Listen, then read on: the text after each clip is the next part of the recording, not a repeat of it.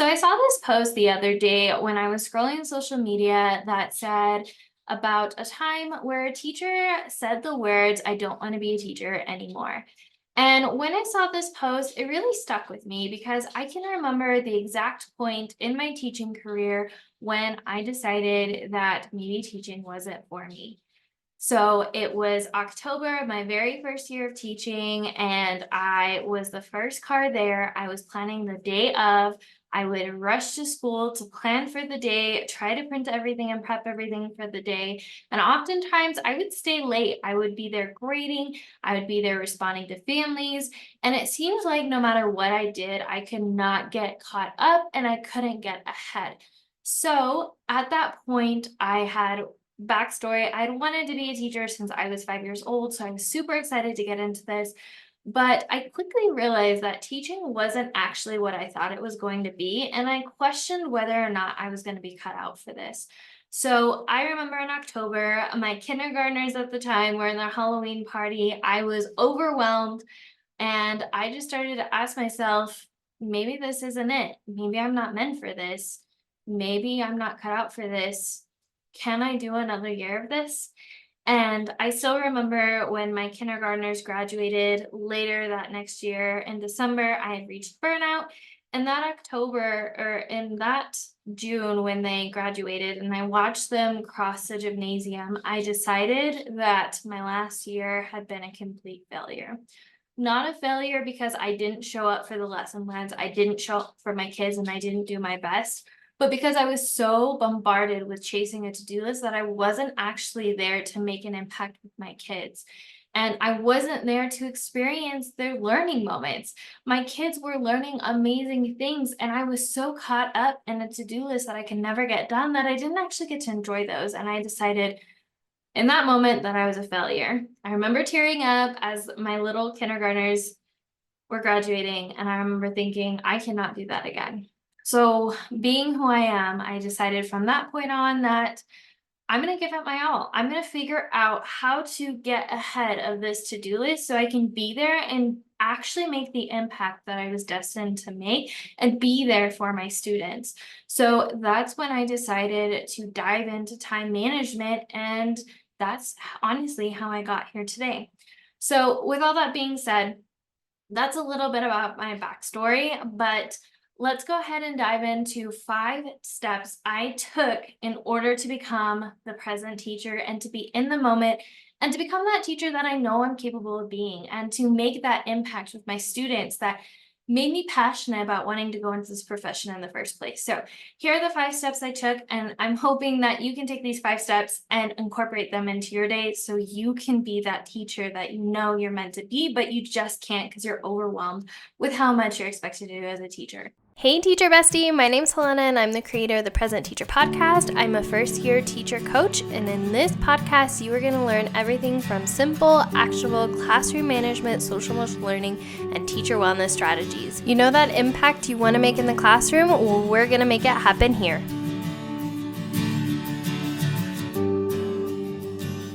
So, the first step I have for you is to be mindful in the moment. Now, this is going to be very vulnerable. And if you don't like talking about mental health, maybe this isn't for you. There is some loss coming in this next section. So feel free to close out if this is not for you and no hard feelings.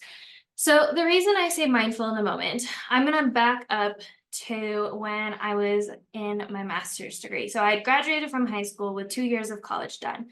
I was 20 at the time going through my MED, my master's in arts of teaching for elementary education.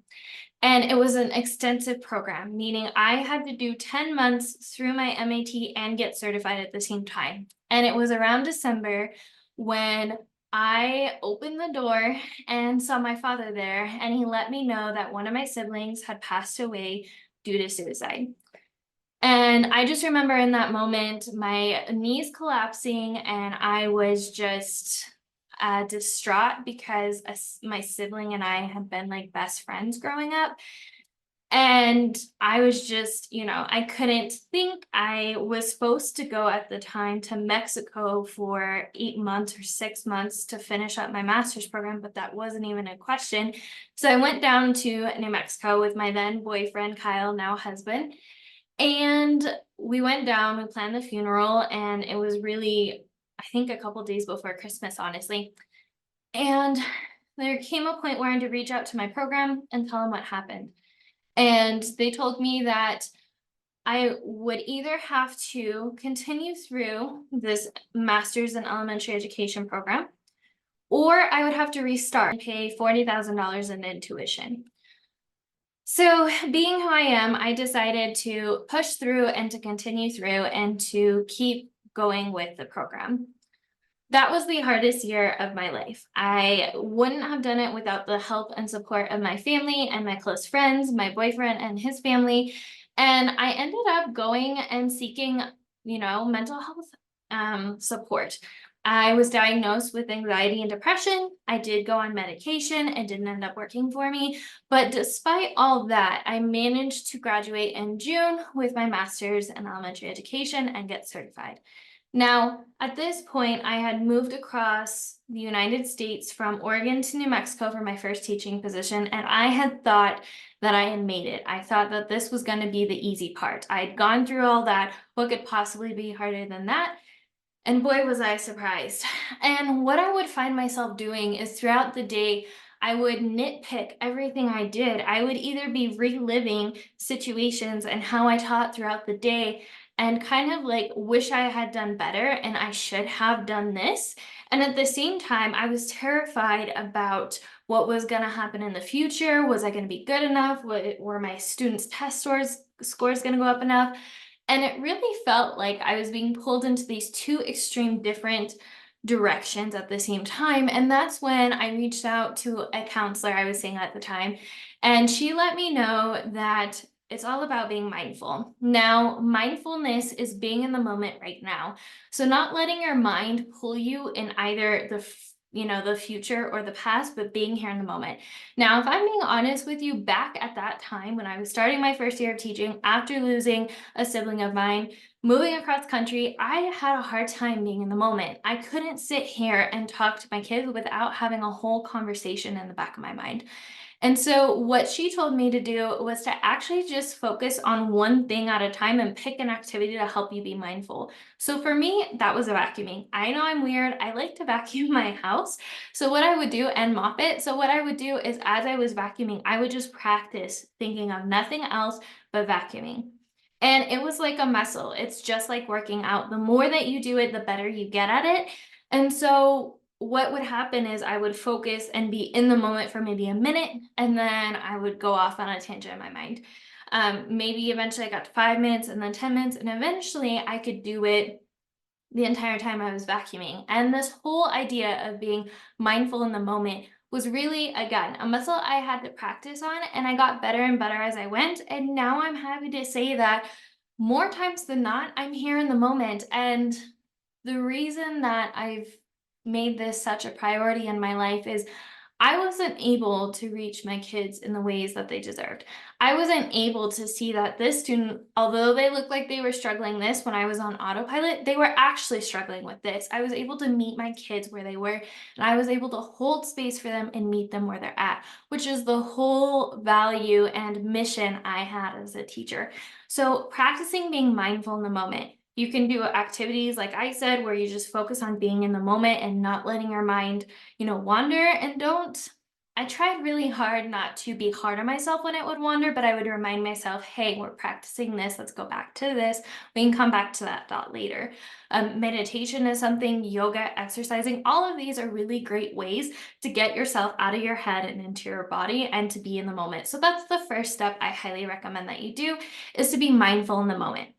The second thing I recommend that you use, which has completely changed my life, which are systems. Now, systems in the classroom is something I didn't honestly incorporate until COVID happened. Around COVID, I noticed that a lot of new teachers were struggling with teacher wellness, and this was back before teacher self-care was popular.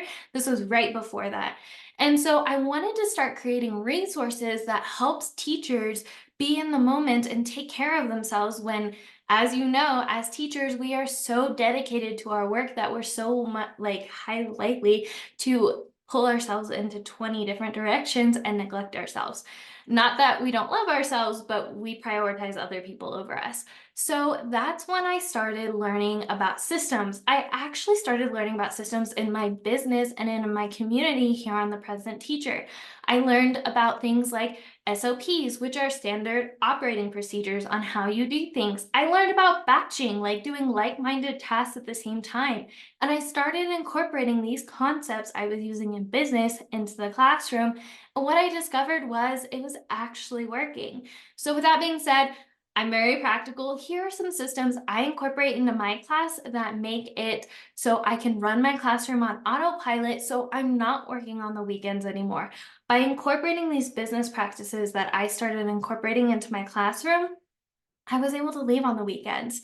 I wasn't staying late. I was 2 or 3 weeks out planning and prepping. I was caught up on grading for the first time in forever instead of pulling an all-nighter before report cards were due. And the crazy part was other people in my district started to notice. I would get stopped from teachers in my building asking me how I did it, and I would share with them and it would work for them. So here are the systems. I walk through all the people that come through the Present Teacher and what I recommend that you possibly look at too. The first one, and I incorporate all of this through the Thriving Teacher Framework. So the Thriving Teacher Framework is how we go from overwhelmed, overworked, working your weekends and nights away to prepped, ready to go 2 to 3 weeks out, not working your weekends, and being able to relax and take a vacation guilt-free and a break guilt-free and work-free. So first system we're going to work on is classroom management. Can you make it so your students naturally follow the expectations in class without you having to get a reminder or give them a reminder? Something that's absolutely magical about automating our classroom management is you can actually have your students run the classroom for you. So this could look like student drops, having your students get up and in line, transitions without you saying a word. Are you to the point where you can step back and not reheat your coffee 20, 30 times and finally get to sip it and sit back and work with the student one-on-one while the rest of your class is doing what they're supposed to? Can you step out into the hallway and know for a fact that your students are going to be doing what's expected of them? Can you make it where the norm is following expectations and disruptive behavior is something you can confidently manage, but it's not something that you're seeing constantly having to stop your teaching? It's something that happens on occasion. You know what's going to happen, your students know what's going to happen, you're going to address it, and you're moving on from there. So that's the first system we work through. The second system that I wish I would have utilized a lot sooner was family communication and communication in general. Can you have positive relationships with your family that if they have a concern, you're not worried about them blowing up on you? And if they do get upset out of the blue, you know how to diffuse the situation and help them feel seen, heard, and understood, and help them work together to solve the problem. Can you reach out to your families and have a positive relationship with them, and to the point where that they're proud that you're their teacher or their student's teacher and they rave about you in the community? Can you have consistent communication to the point where your weekly newsletters are automatic? You don't have to think about it. You're not weeks behind like I was, and your families know exactly what to expect and what's coming up. Can you have it to where your inbox is at zero? Zero unread messages. I'm serious. This is what I do. Can you have it to where all that's going on and your admin, you're on top of PDs, you're not doing them on the weekends, you're not, falling behind on those meetings. You are prepared and on top of it. And here's the thing, it's easy. You don't have to dread it. You're not being pulled in a million directions. It's easy and effortless. So that's the second phase, or the second system I recommend. First one, classroom management. Second one is family communication. Your third one is data and grading.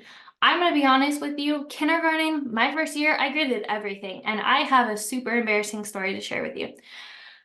I was sitting there filling out the daily agendas for my kids because that's what the expectation was for the school. And my principal came in, sat next to me, and saw all of my papers that were in my students' mailboxes and said, hey, when are you going to catch up on that? I was mortified because I was so embarrassed that my principal said something about it.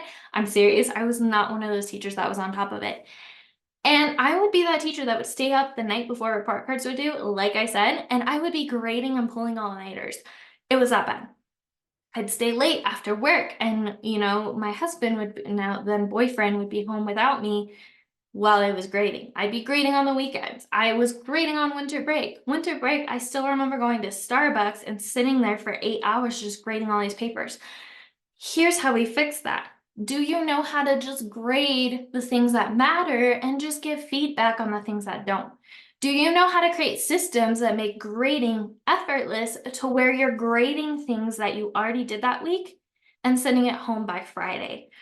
Are you having, a turn-in basket is just non-existent anymore? Do you have it to where your students know that they are going to be taking their graded work back home, that's a tongue tie, by Friday?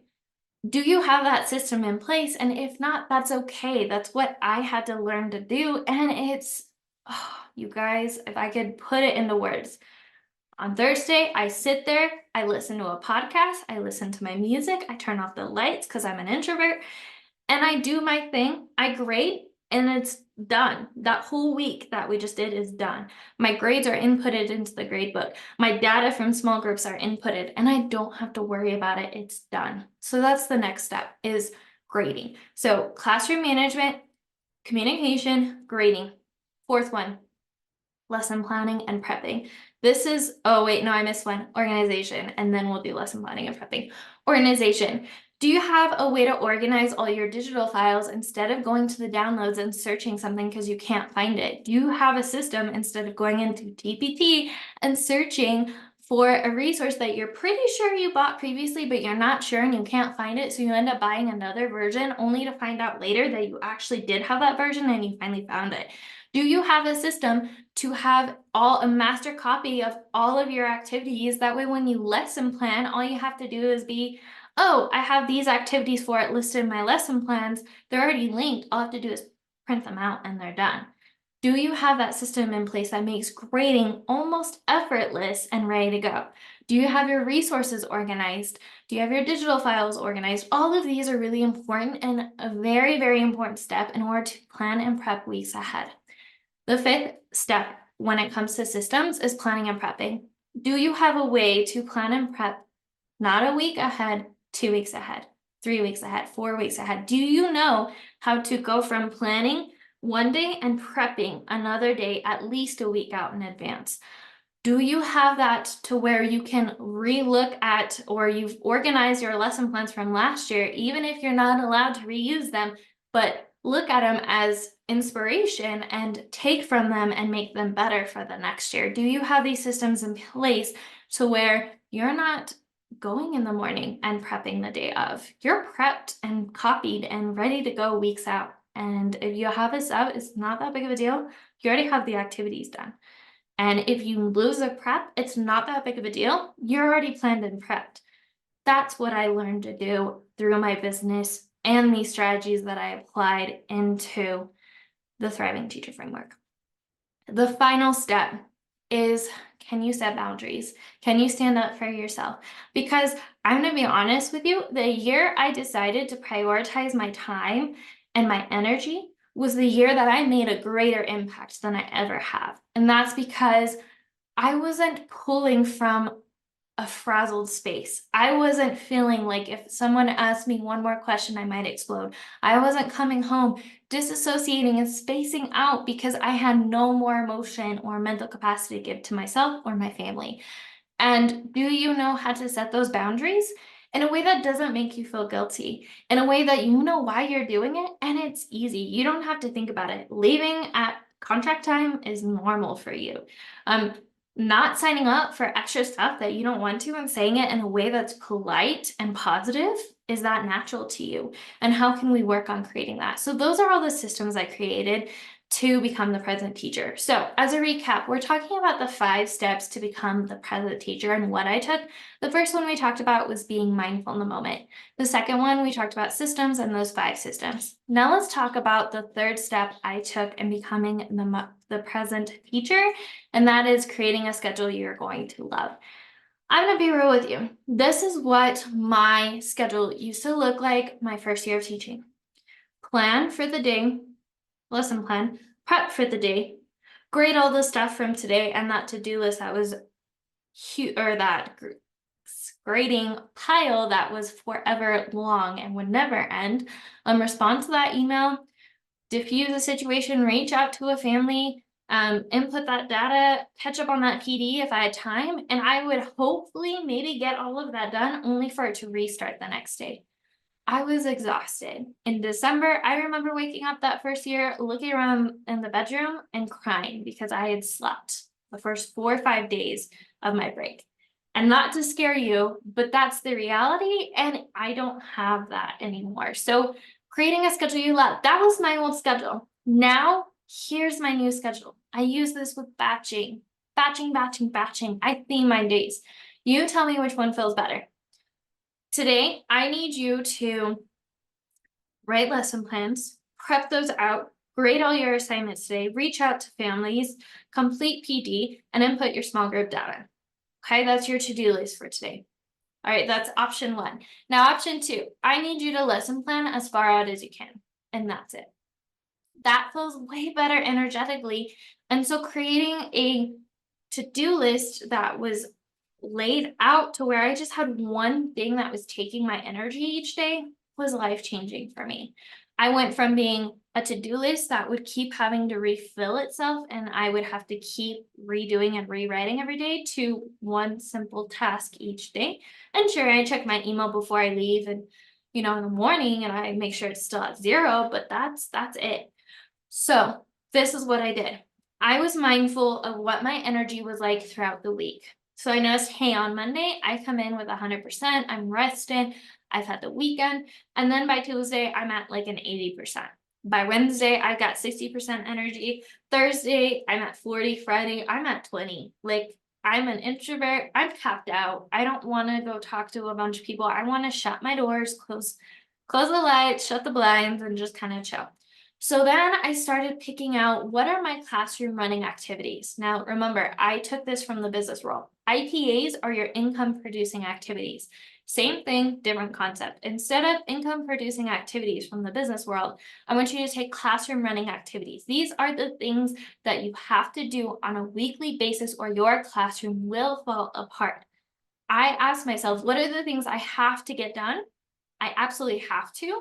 Otherwise, everything falls apart. I came up with lesson planning, communication, data and grading, and prepping.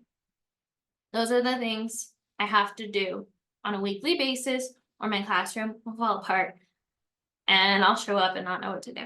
So I started matching those things with the energy I talked about earlier. So instead of, Monday looking like lesson planning, prepping, grading, writing that weekly newsletter, responding to emails, sending work home, like all that stuff, I just made, hey, lesson plan. On Monday, I'm going to focus on just lesson planning. I'm going to sit down for 40 minutes and lesson plan that entire 40 minutes for as long as I can.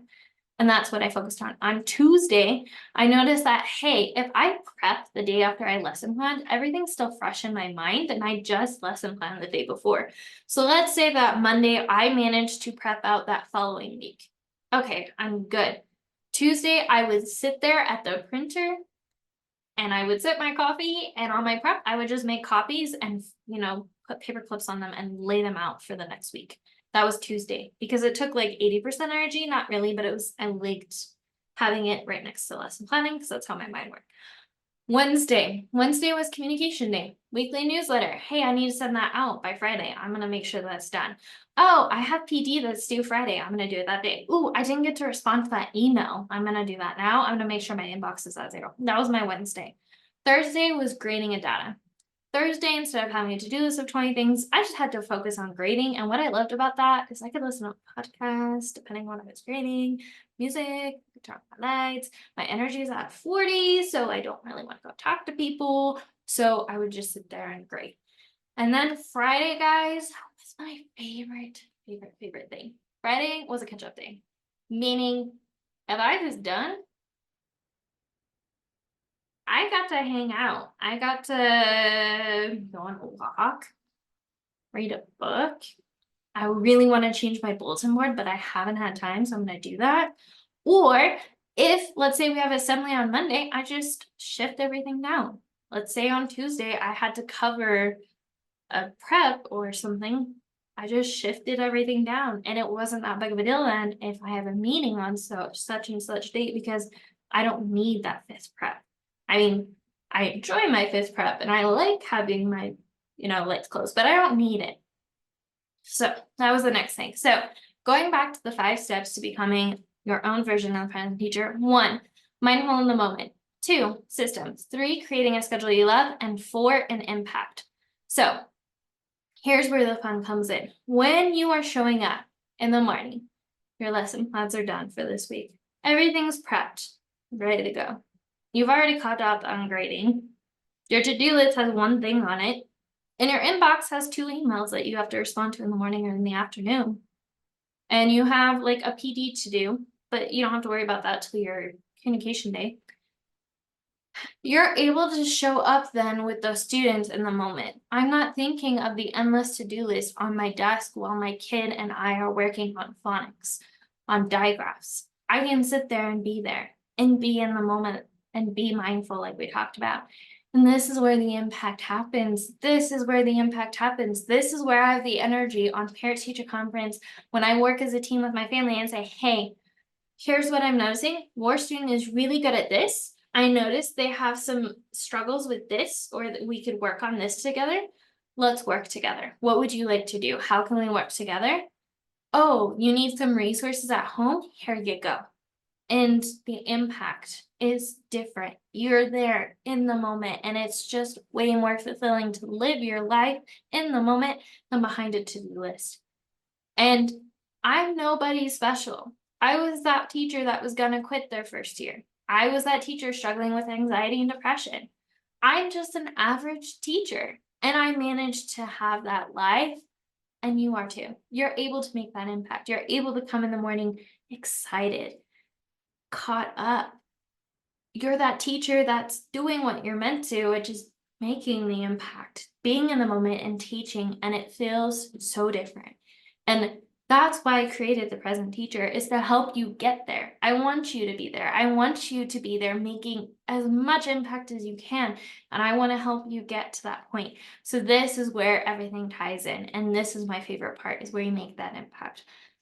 I had a student who struggled behavior-wise. He would hide under his desk. He would, rip things up. I was able to be in the moment and work with him, that by the time he went to 3rd grade, he went to his 3rd grade teacher and said, hey, I get triggered by this. When this happens, I need a 2-minute break. I will set my own timer, and when the timer's gone, I will go back. By the end of the year, he didn't even need the timer.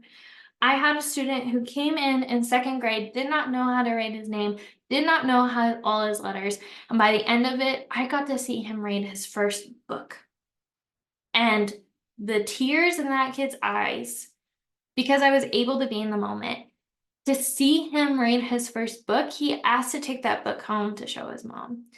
And because of my new position, I got to go see him in 4th grade. Now, mind you, this is a couple of years later. This kid who struggled with writing his name, with identifying letters at 2nd grade, in 4th grade was in the highest reading level and volunteering to read to the class, and he did it with inflection in his voice. The impact that you make is beyond. First off, as a teacher, I know you're going to be hard on yourself. I know you're going to feel like it's not doing anything. Trust me, as someone who's got to see where my kids left and see them now, you're making an impact. Even when you don't think you are getting through to them, you definitely are.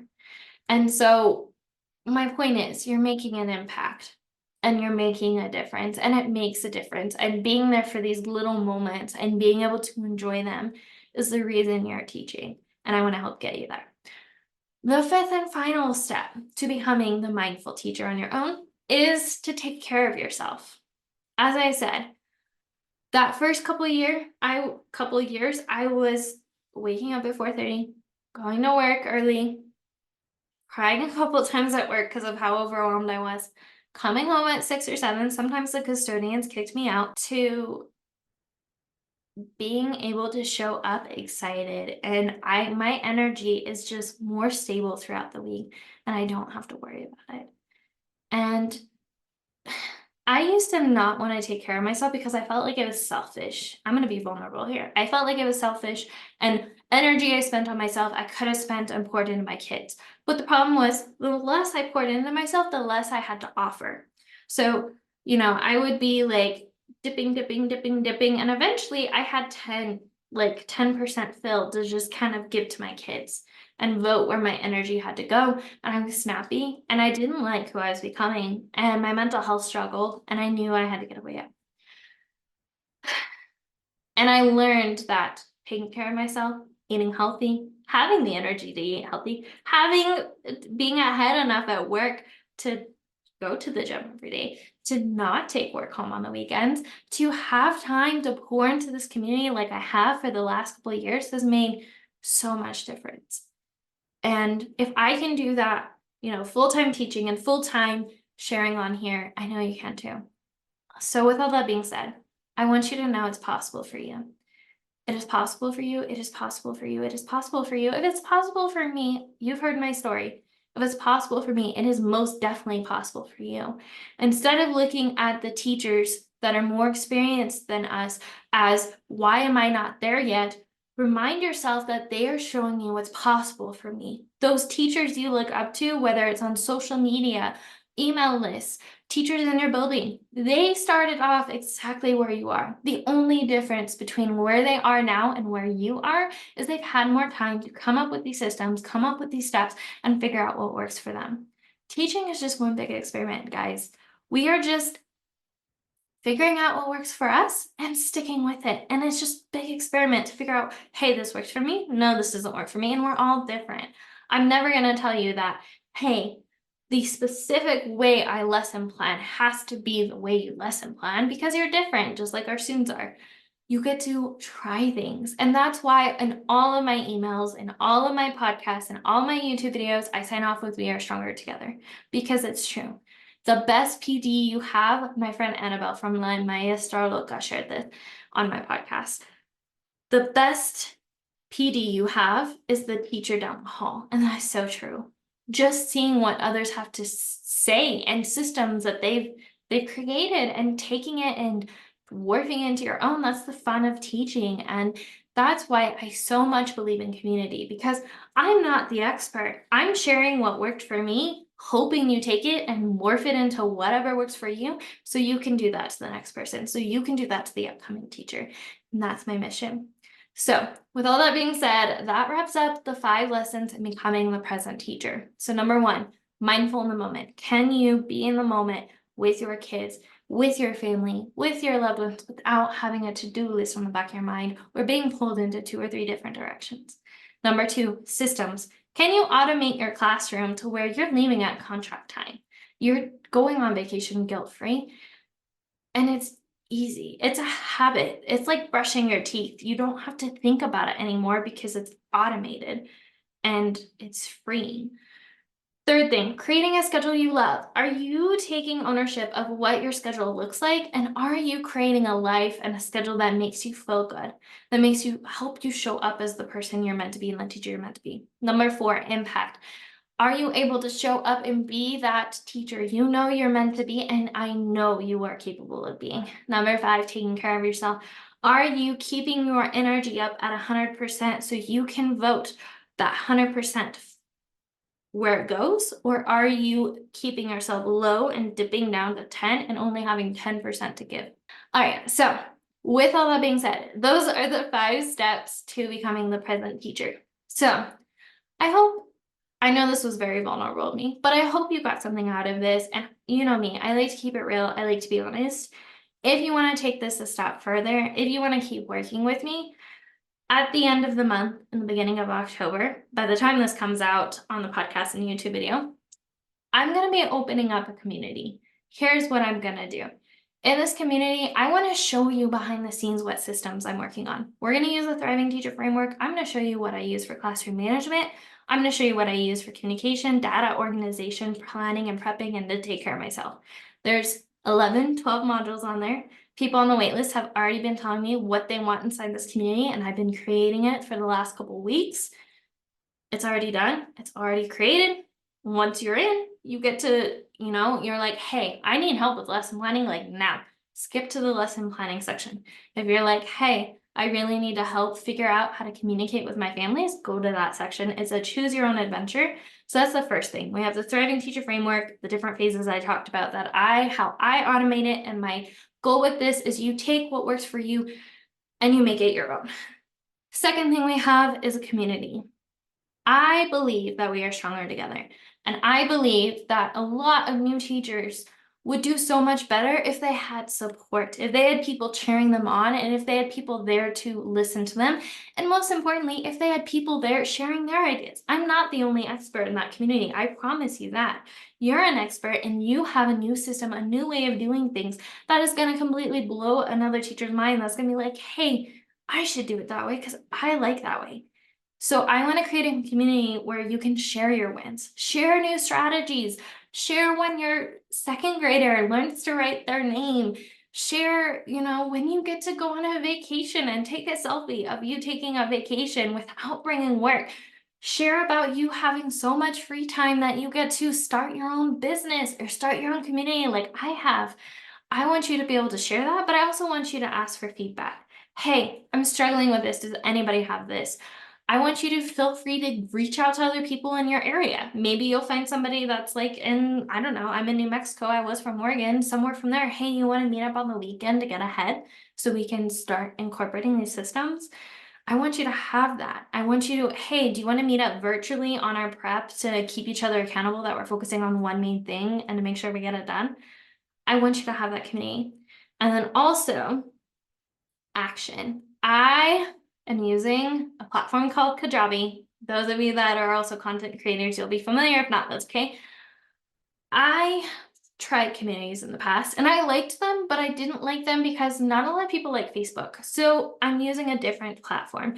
What I like about this is it's off Facebook. It's an app you can download. And most of all, you can connect with each other and you earn points by cheering each other on, by sharing feedback, by completing challenges. I haven't gotten to that yet. And you get to unlock prizes. I want to give you templates. I want to give you which classroom procedure slides I use. If that'll help you. I want to give you which family newsletters I'm doing so I can just, copy and paste and not have to redo them every week. I want to give you templates. I want to make it easier. And we'll have challenges. So on October 15th, via the people on the waitlist, what we're doing is the challenge is on classroom management. I'm going to share everything from classroom procedures to rules to how I transition my kids with music so I don't have to say anything. I have a student go click the button for them to transition, and that's it. And they set the timer, and their classroom jobs have them automate things. So during that, we're going to do a 15-day challenge. And at the end, if you complete the challenge, you get to unlock extra templates and bonuses. So again, community. And then also inside the community, like I said, cheering each other on, supporting each other. So that's the second thing. Those are the two main components. And I mean, templates in there, journals in there, mindset in there. There's a lot in there. And so if that's something you're interested in, I'm going to be opening it up in October for a short window, and then I'm going to be closing it because I really want to work closely with this first group of present teachers, circle besties. And I want to work on that and be there and support you. That way, when I open the doors up later, I already have your feedback. You're going to help me create this. You're going to help test things out and tell me, hey, I like this. And if you don't see a lesson that you want me to cover, you can send me, there's a form at the bottom that says, hey, I want to see a lesson on this, and I can create that for you. That's what I like about the Thriving Teacher Framework. You have those 5 phases, and I can just add lessons as I go based on what you need. So if that's something you're interested in, I'd love to have you. This is a community for new first-year teachers, but honestly, I've helped veteran teachers with stuff like this. So don't feel like because you're not a first-year teacher, this isn't for you. My must-haves for ideal people inside this community: you're supportive, you're positive, you're willing to learn, you're willing to help other people and share what you're learning. Those are my people. I like chai, you can like coffee, whatever. But I would love to see you inside. If you want more help, I have a classroom management guide. If you go to the freebie section in my area, we have the classroom management guide. I answer the top 10 questions I get in regards to classroom management. Plus, I link to additional podcasts and YouTube videos for you to dive deeper into. So that wraps up this very long podcast and YouTube video, but I hope you found this useful, and make sure to like and subscribe or give me a follow. As always, remember, we are stronger together, and I will see you in the next one, Teacher Bestie. Bye. Thank you so much for joining me on today's episode. I hope that you were able to take away some value that will help you thrive inside and out of the classroom. It would mean the world to me if you could take 5 seconds right now and leave a review on this podcast. And if you found this podcast especially helpful, make sure to take a screenshot of this episode right now and tag me on your socials to let me know you're listening. As always, remember that we are stronger together. With all the love in the world, Helena, aka the President Teacher. See you next time, Teacher Bestie.